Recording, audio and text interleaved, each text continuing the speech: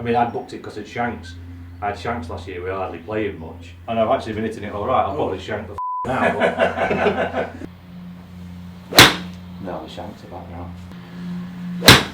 No, I'm back shanking now. Just step off it, Ryan. So you take walking, that's my area of expertise. And I just change one aspect of that walking. So you know what it's like, if you injure your knee, suddenly it's not just your knee that's affected. So from walking, you only have to just tweak your knee and suddenly it becomes something. So now it affects your hip, now it's affecting your foot. And walking looks totally different. And all you've done is you've just took one tiny aspect of that whole pattern, you just changed it and tweaked it, and it suddenly had a whole knock-on effect, and the whole thing looks totally different. And you can't even function now, just because you can't bend your knee. Yeah. So the problem with golf is, we're doing that all the time to our golf swings. We're looking at videos and we're trying things, and we're thinking, I'm doing this, I'm doing that, and it's literally, you're taking your gait cycle, walking, and you literally, well, I'm going to do this week, and I'm going to do this, and I'm going to do this, and suddenly you're walking, it's getting completely thrown out. And then you end up at a point where you don't really recognise your own movement, your own swing. So there's no identity, there's no blueprint, and therefore when it starts to get a bit chaotic and you get challenged, you can't regulate it, can't organise it. So, because essentially when you're hitting golf balls, you're calibrating, but if you keep changing everything all the time, there's no continual reference for calibration, so we're just continually changing things. We discussed this as well when we played last week, in terms of when you're playing well, there's generally hardly any swing thoughts, or maybe one, because the confidence is up, right?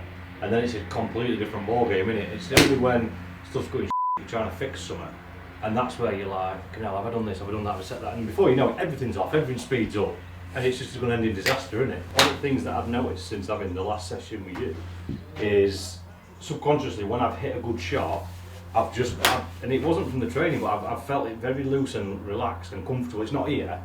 When I've finished, and I think we did that in the last one about finishing the weight of the club. Yes. And there's something I've noticed subconsciously that's gone, well, actually, that I've hit a good shot, and I've realised I'm in that position where there's no tension in your body. Do you know what I mean? For me, it's just coming to enjoy it again and get that feel going. I know I don't turn.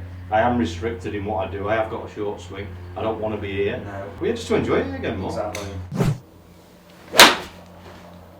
Then to win. Yeah, just a bit clean. Interesting. So angle of attack doesn't always mean that you're going to strike the ground. So you hit that 4.8 down, but you thinned it. So you're hitting down, but the low point's a bit too high. Because if you think about how we need to strike the golf ball, it's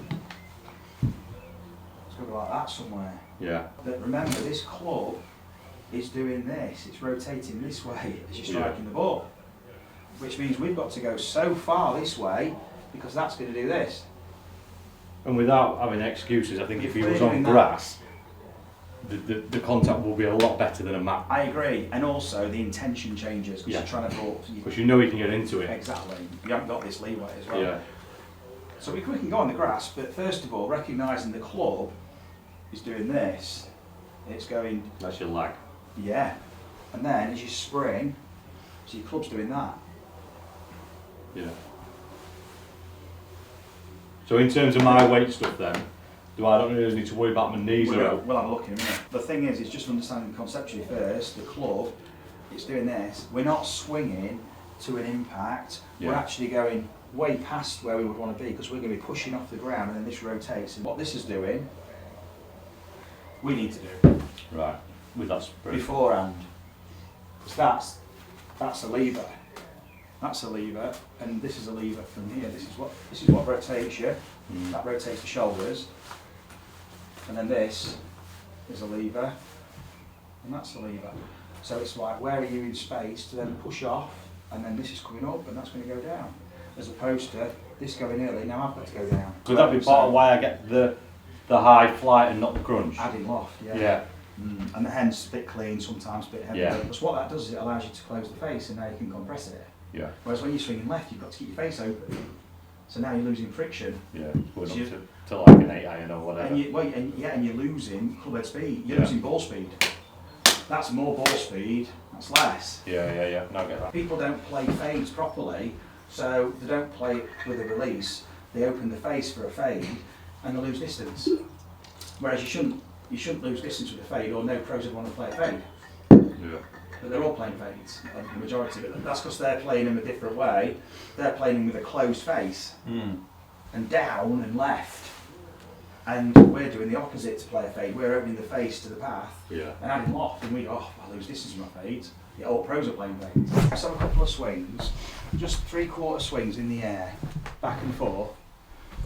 That's it, just back and forth without stopping. Just in the air, that's it. There's no lag there, is there? Don't worry. Just in the air so you don't hit the floor, so you can feel the swing weight. I can feel it. Low point, it feels like it's about there. Yeah. I can feel that. Just putting that there. Okay.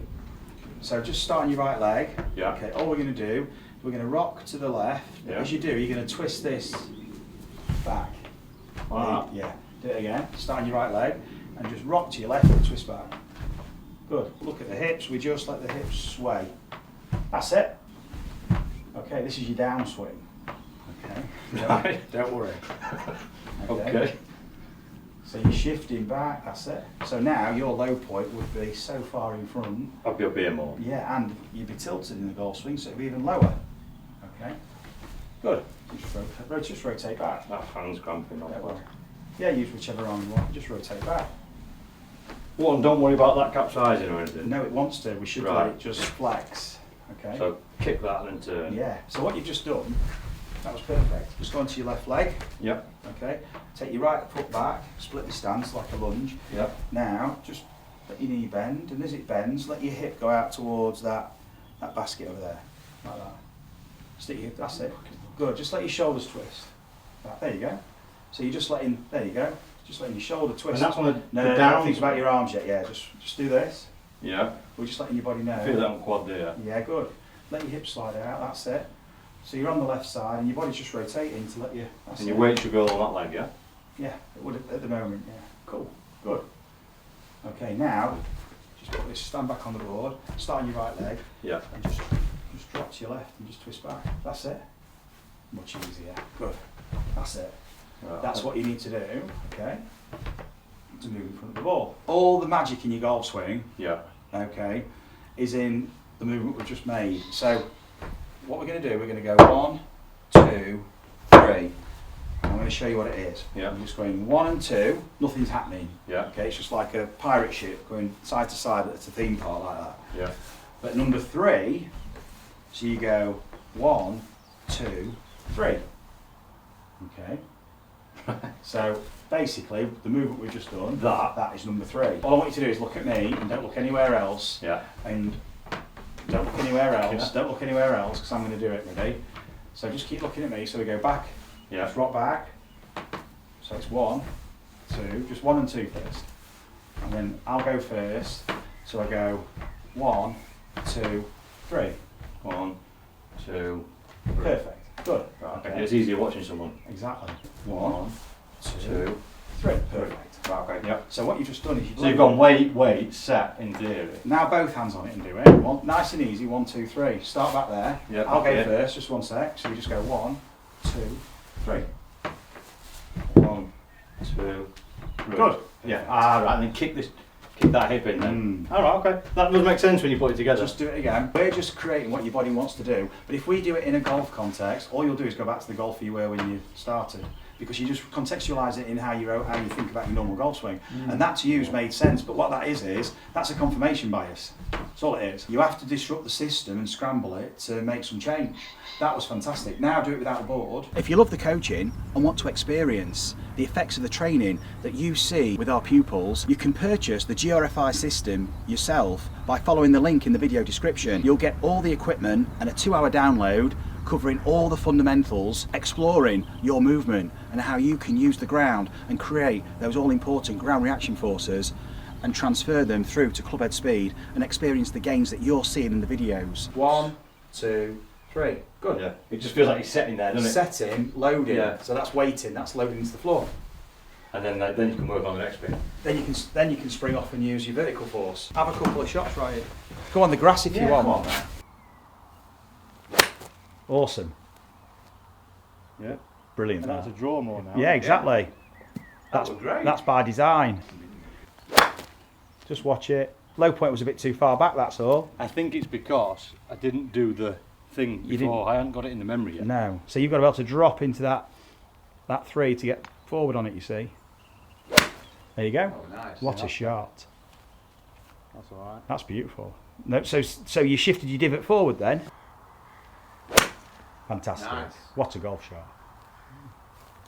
That's a beautiful flight. Different feel? Yeah, feels all right.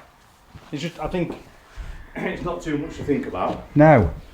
And I think this time round, That's going to be key, isn't it? it's felt like it all comes together, right? So for me, what I take out of that is if I get to that feel before, and if I lose that feel, just have that 1-2 piece to get the weight going. 3 It gives you a bit of memory. is the magic number in terms of 1 weights you forward, 2, Yeah. 3. Because I think what happens you're doing if is you do that. you're presetting everything, you're preloading so now all the conditions are in place for your vertical. We're not going to do much any vertical work really today because you've got enough to be focused on with this Yeah. and to just go and essentially master this first because your body's in a place now where it can start to push. Brilliant, well done guys. I appreciate it, man. Always That's great. What